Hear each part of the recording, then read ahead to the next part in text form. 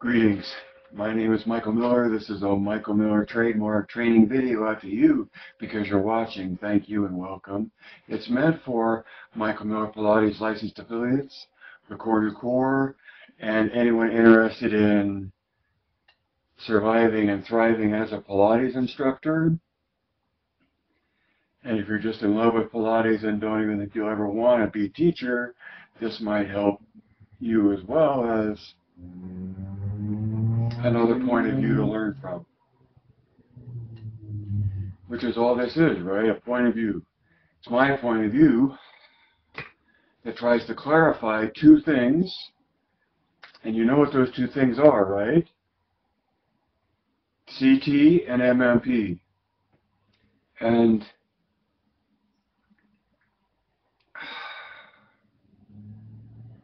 so, I think this happened in Facebook yesterday, but my title was from, and as well in YouTube, I had a title about teaching the advanced student. So in continuing that subject from yesterday, another anecdote I wanted you to be aware of that's in line with what I said yesterday about the first thing in mind is, in terms of teaching an advanced student, is fear, because you don't want it to go wrong and you want it to be good, and for you as well as for them. And in protecting them, yesterday I made the point that part of that is not taking advantage of an advanced student to teach what you don't get to teach much.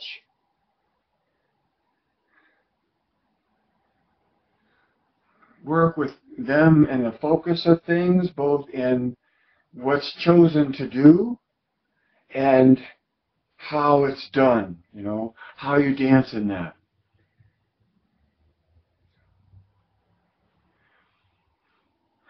On tour, it was a busy, big studio, meaning a lot of people, a lot going on, and I had been teaching private sessions, so I went from wiping down the equipment from the session I just had to being greeted by the next student who just stood in a great posture. And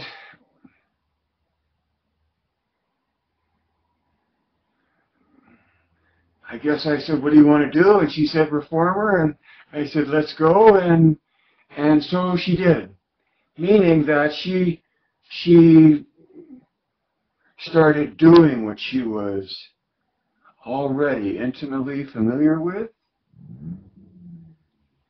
And really it was at the first push out and come in, like Bobby said yesterday, that you can sort of tell where an advanced student is, that they're an advanced student, and where you might go from there. But when I saw that movement there, oh, I didn't bring it. I have a broom here. Think of sort of like this as a broom. I have a broom. This is a smudge stick.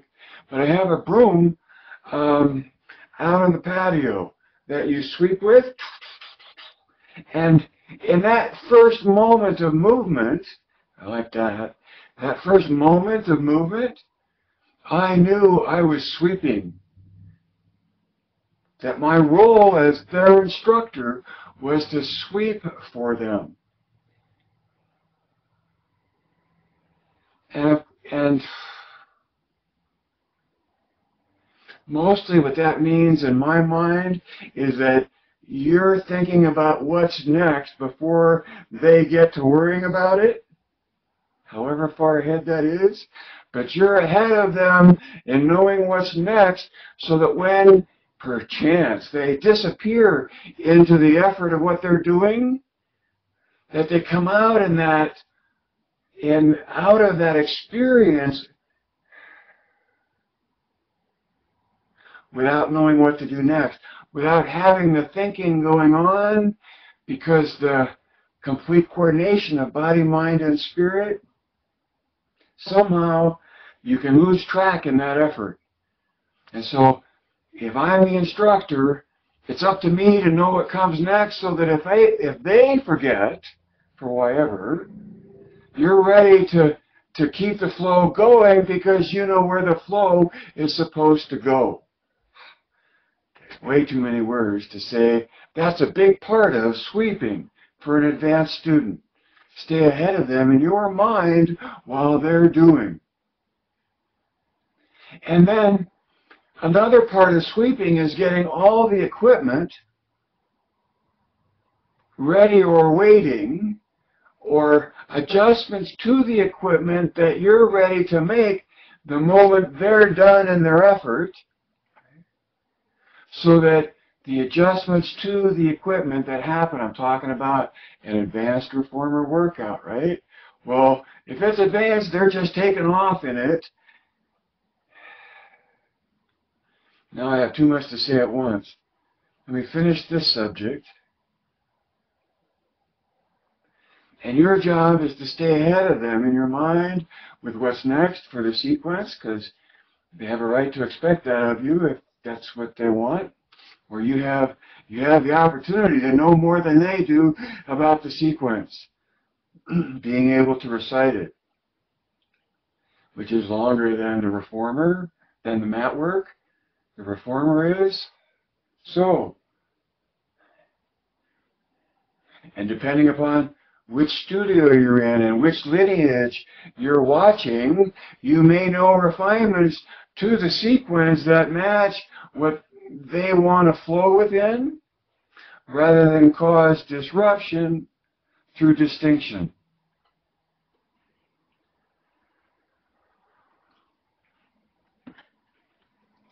And in line with protecting the student, and recognizing I was just sweeping for her and trying to be ready for whatever was coming next, and maybe cueing here and there with a word or two, but so much, you send them into the cave. An advanced student knows about the cave, and they're in it and embracing it, and we need help embracing it. That has little to do with you, other than facilitating their effort in the moment they're in. So in that scenario, big studio, a lot of people, and all it was just the two of us working out. Well, she was working out and I was trying to be an instructor, but my whole role was to protect her and to facilitate her effort through being aware of it, and rarely, I don't even know if it happened, but knowing what comes next, being ready with changes in springs or bars or boxes or what extensions, whatever, right? Just to minimize the time it took for the student to flow through this reformer workout. That kind of focus draws attention. And in drawing attention, it's human nature for someone to speak out and want to make their imprint or comment, right? It's human nature. It was so intense that for me, I was amazed that of the veracity of my statement of butt out, because it sort of went to everybody else as well. Because I was protecting the bubble that my student was in, and it was my response to protect them by not letting shallow, vain intrusion to interfere with the effort that was going on. Okay? So that was my big point I wanted to add to yesterday's comment about dealing with advanced students and protecting the moment they're in from wisecracks and comments from the peanut gallery that in some way you have perhaps a better way than me than saying "butt out" to the person that made the comment, but to achieve the effect, right? Protect the space, protect the energy. Because those kind of moments don't come along very long. And then one other comment about advanced students is that I had a trainee, someone going through a program, ask me to be an advanced student and on the reformer, which is why I sort of remember this. And so, in sort of like fashion, I started working out on the reformer as an advanced student. And she got so mad at me, come to find out, because what she really wanted was a chance to teach advanced exercises to work through them in her own time and pace to a student that was capable of doing them so that she could practice teaching the exercise. It was a small discernment, but a big one in a way, that I was totally dumb on distinguishing, or maybe I did it intentionally. But the deal about advanced student is, to what extent do they know what they're doing, and can you facilitate wherever they're coming from? And that's at whatever level they're at, right? Because you're always dealing with someone, and to the extent that they're advanced, it only may be in some areas that you're really well versed in, which are two areas, right? A huge area of CT, which is core new tension, which is defined as oppositional rotation between axes. By me, I'm the identifier of that tension. If nobody else has put a name to it, that's where it came from. The fact of core new tension in the body has been there for millions of years, or however long humanity has been around, or evolved into, and that makes the point that what humanity has evolved into has been a capacity to survive, and the physics that it engages in which to do that has to do with creating rotational dynamic within it to play off of one another. Why? To distribute the load most efficiently so that it's most easy to move through space, especially when the dinosaur is chasing you. And in this case, Pilates, the dinosaur is gravity.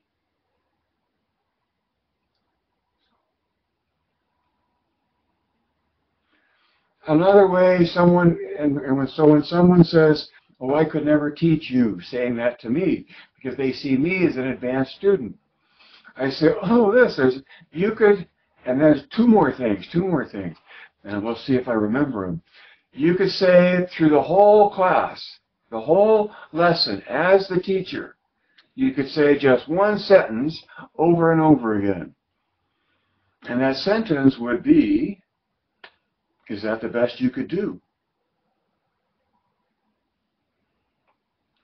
Because you're there to escort them in that effort, right? And to the extent that they're going someplace or you don't know how to take them someplace beyond where they're already going, then you can be there in all earnestness. And it would be totally unnerving. And it would be good, though, if someone just kept saying to you, "Is that the best you can do?" It's like, "Look, I'm doing my best." It's like, "Okay, all right." And then the second way of the two seems like just it making memories, but it also seemed to be impactful to the student who wanted an evaluation of their ability to do the advanced reformer workout.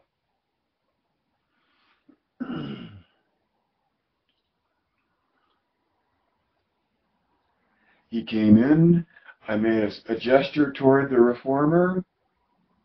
He started, and I never said a word the entire hour. It didn't take an hour, but the entire session, the entire reformer workout, I was right in the space. I was there to protect when I needed to, and support if needed, but there wasn't any need for that. Watched everything, intensely involved in it all, protected the space, didn't say a word.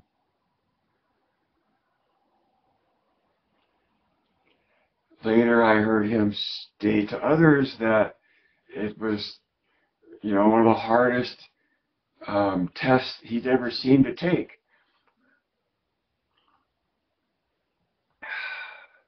And why was that? Well, I never said a word for one thing, but when I was there in the capacity as an observer, or in the capacity of exercising, observing. I was right there observing.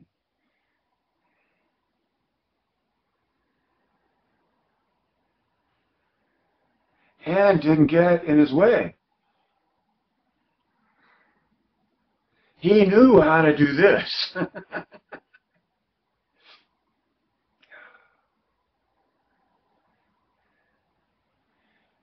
And talking is thinking, and a lot of times thinking tends to bloom into obsessing over the amount of space it utilizes, and chokes off, distorts, or distinguishes observing, which is important. If you're really after the work, your being, thinking, and observing is completely coordinated, which means you got to have observing in there.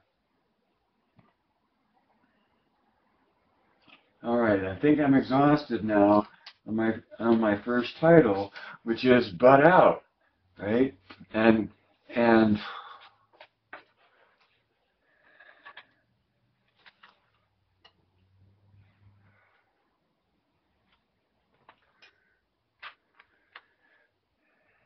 it's a humbling experience trying it's a frightening experience to be a Pilates instructor. For me, because you can get hurt. The instructor, me, I can get hurt. And then right after that, and you might think right before that, but if I get hurt, then I can't teach anybody else. It's like the oxygen mask. But you're in the moment in which you can get hurt, and then you're in the same moment that they can get hurt, and you're there to protect them. You're there to know better. That's why a black belt in karate can be held accountable, because they're expected to know better.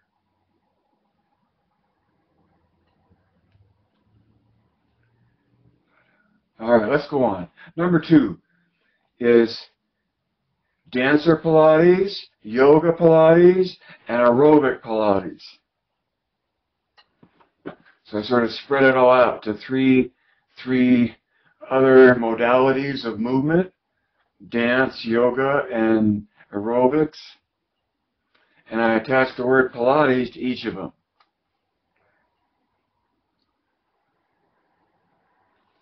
Now I rushed to my notes. What was I going to? Oh, all right.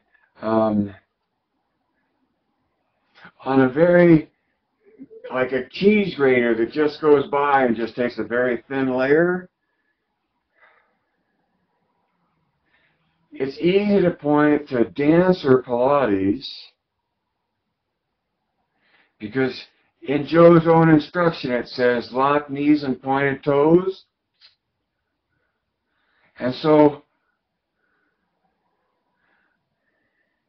what I would consider an approbation of Pilates to an undermining engagement, even in Joe's own words, undermining to what? See, to what? To Joe's statement that contrology develops the body uniformly. And from that comes Pilates is a whole body exercise.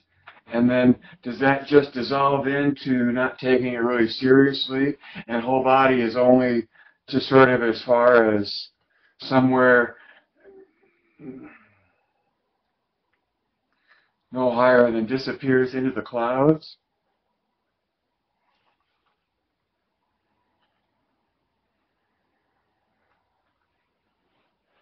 In yoga Pilates, it's a position of head versus where the head belongs in Pilates. And so a person that's doing yoga and used to doing yoga, which you might consider to be, or sometimes it seems to me like it's an end range of movement, where the head is in an end range of where it's the end of the range of where the head can go. And see, a Pilates neck uses coordinating tension to define, to engage in coordinating tension between ears and shoulders because of the decompression between those two axes. And a lot of that has to do with, the spine. That's where it's most decompressive. All right, so aerobic Pilates, to me, aerobics is about counting and aerobic activity, and that there's a repetition of duration to another end range, really, of exhaustion before moving on. And I know nothing about aerobics. Just it seems, from my little exposure to that there's something about a lot of counting and a lot of things that are an endurance match rather than a depth gauge.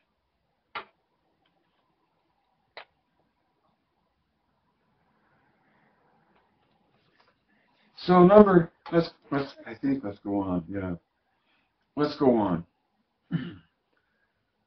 Number 3, Pilates is a state of being in the body in the moment of the doing. Those are my words attached to the word Pilates. And usually I'm talking about contrology is complete coordination of body, mind, and spirit. Those are Joe's words. And I add on my clarification as the point of view of MMP, a state of being in the body in the moment of the doing.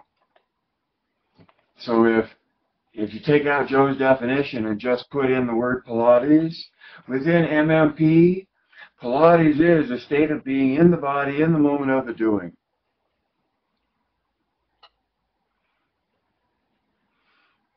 Everything else is derivative.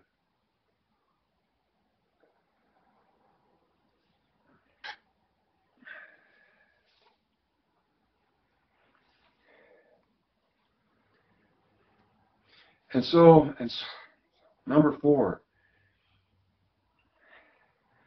The title of number 4 is, At What Price? Lock Knees and Pointed Toes. It's like the beginning of a poem. At what price? Lock knees and beginning, and it would help if I could say it. At what price? Lock knees and pointed toes. See, for Joe's statement that contrology develops the body uniformly, and that's where I was going about, you only go as far as high as until it disappears into the clouds and you don't care anymore, to at what price, to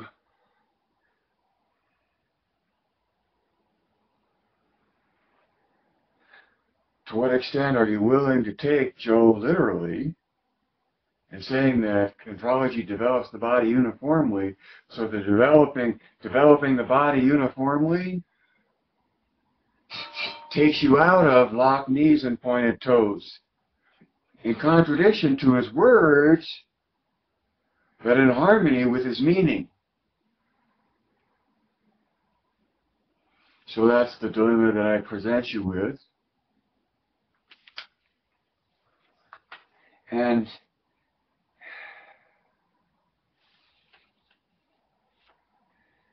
so my notes were talking about, see,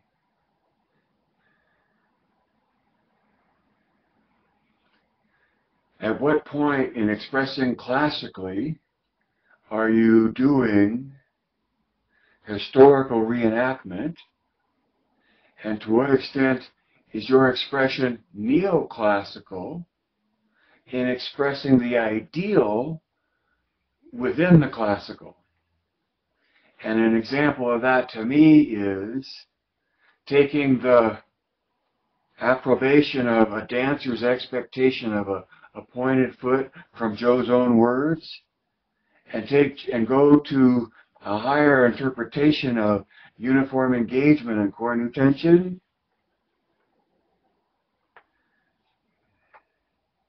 to take you into a position which takes me to number 5, which is demonstrate both ways. So you demonstrate both ways. I saw a lovely example of supine on the ladder barrel, hands anchored at a rung on the ladder, hips anchored on the barrel, and the legs bicycling. And the bicycling is in a pointed foot. And you know me, of course, I want to see engagement at the end point of the metatarsals, because that's more uniform engagement, and that's more the target in MMP. Now, my argument is totally sensational, which still gets ignored in a way. And that's why I say demonstrate both ways. And I think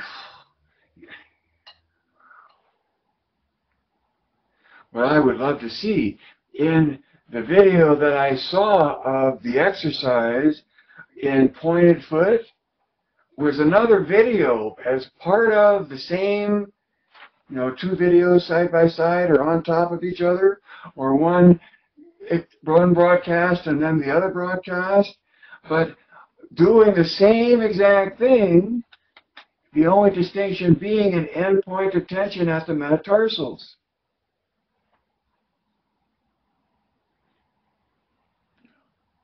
And if you don't film it, just do it and weigh the experience for yourself.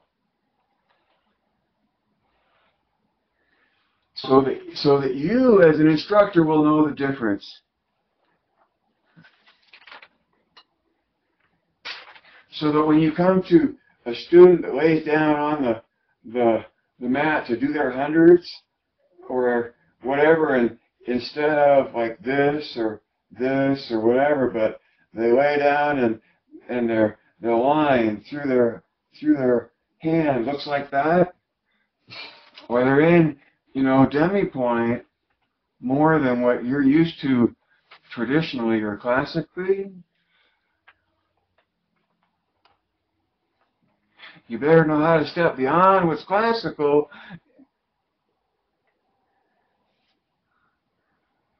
or be comfortable just asking someone to live with the historical reenactment that you're after.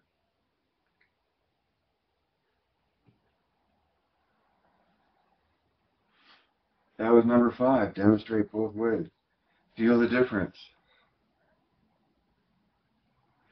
And what's most important, I think, to survive as a Pilates instructor, especially in a Pilates culture that's highly weighted in groupings that are easy to discern,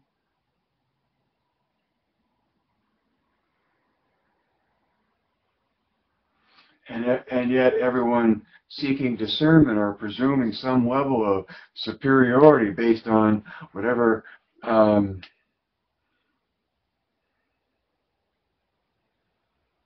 they wish, and that's assuming that they base it on anything, right?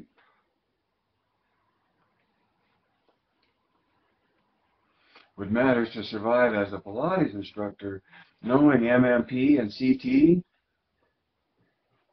is that by and large the culture likes it the way it is and will continue to pull it in the direction that they want, to seek advantage and reflection of their view, right? I'm no different. My view is pretty broad though, and pretty basic and pretty scientific, pretty real. It's based on reality.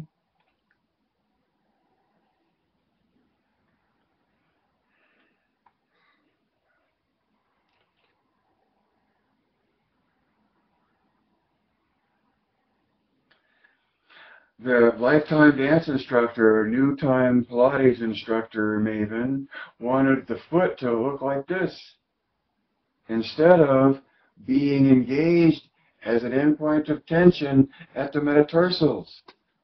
You know, that the line just goes out forever. That's fine for the line, but the capacity in the body to create endpoints facilitate the means of engagement. What engagement? Uniform engagement. Why?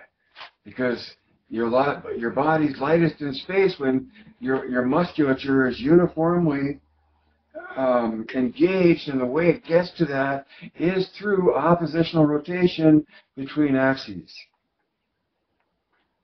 Blah, blah. I gotta make this all much shorter in Facebook to come. Number 6. Number 6. I call this the turkey number because it's like a turkey. This is more of a turkey, but number 6.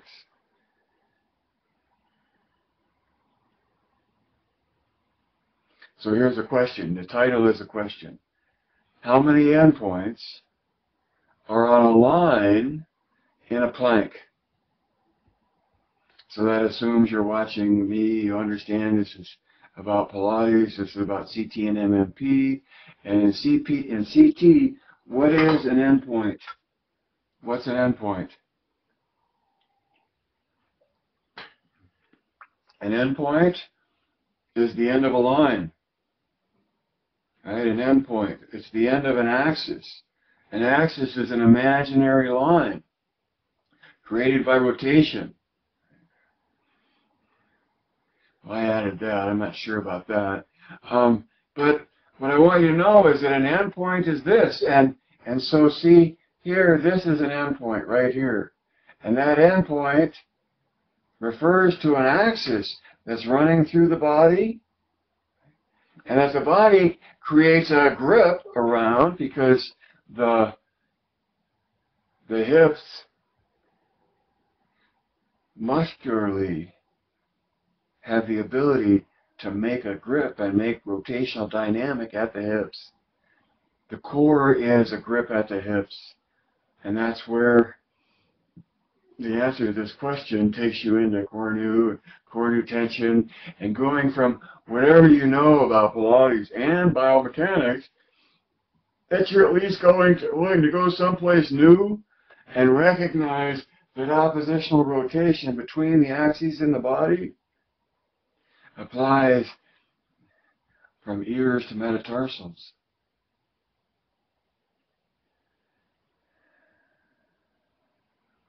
Oh, how many different endpoints? So you know what an endpoint is now. It's one of these things. It's a place in the body that you can rotate around. And in a plank where the human body is like this, on their elbows, right?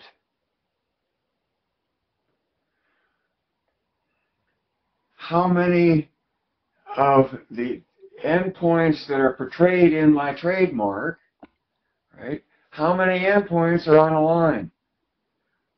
Well, if the toes are curled under, right, they are in a plank, you've got your ankles, your knees, your hips, your shoulders, and your ears. So the answer to that question is 5 points on a line. 5 endpoints on a line. Making the distinction that, okay, and that's where I wanted to say, those are endpoints. Now, in my world, contact points are where the human being comes into contact with something else, right? Now, contact points can also be another part of the body. You make contact with another part of the body, but the body making contact with anything, whether it's something inanimate outside of itself or something of itself, that's a contact point. An endpoint is an axis of rotation. And because you're hip to CT, you know that there's 5 endpoints in a line in a plank. And when you know that, see, there's a contest now on national television, United States, to measure fitness by developing your ability to do a plank, because they're going to measure time in a plank. I told you this already, right? And then if I were the instructor, I'd have a brick. I'd have something rigid between the inner thighs, not at the knee, but where the muscle has interaction with the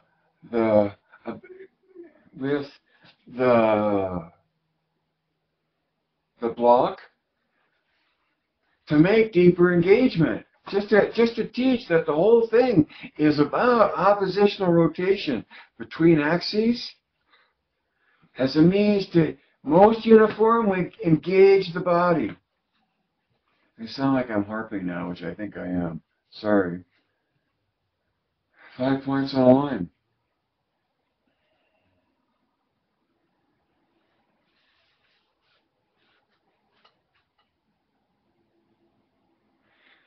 I've said a lot. Pilates has an essence of its own.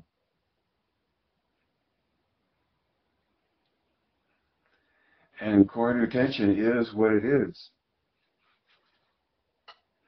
And if you're not interested in either of those two things, then obviously this isn't your cup of tea. But if you are interested in it, the point of view, the awareness of biomechanics that nobody else is willing to acknowledge or admit or use in their cueing, we're only going to take physics so far, we're only going to take alignment so far, and we're going to keep Pilates locked within artistic expression. I mean, it's bad enough. Well, maybe it's the other way around. I was thinking keeping Pilates locked up just within the classical work, as historical reenactment, without acknowledging the ideal within it, meaning not going to neoclassical Pilates, or to any of the 10,000 views that want to look at just part of the science, or only part of or just as biology.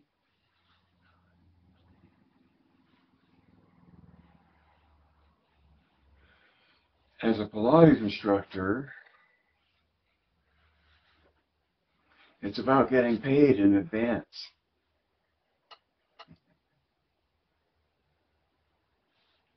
Because if you can get it paid in advance, then someone's willing to pay like you go to the movies. You pay to go to the movies and you pay to have this session. And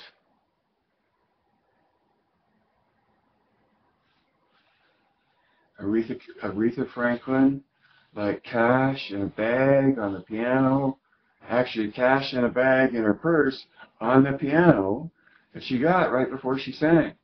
And she handed it to her bodyguard if she wanted to, but she got paid before she sang.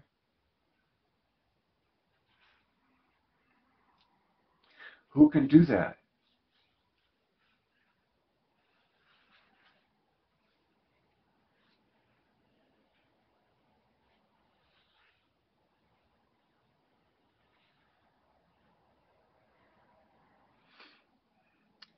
her gift was unique.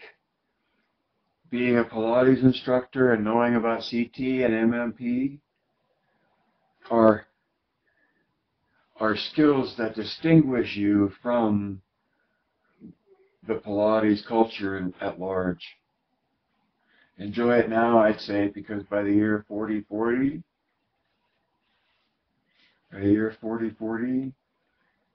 the world of biomechanics will have caught up with core new tension, and the legitimacy of core new tension will have cast more light on, or credibility to, really, seeing the ideal within Joe's original work. And so that big needle, that compass of what is Pilates, will end up pointing to that which it is. And as a Pilates instructor, all you can do is enjoy the fragile moment that you're in, and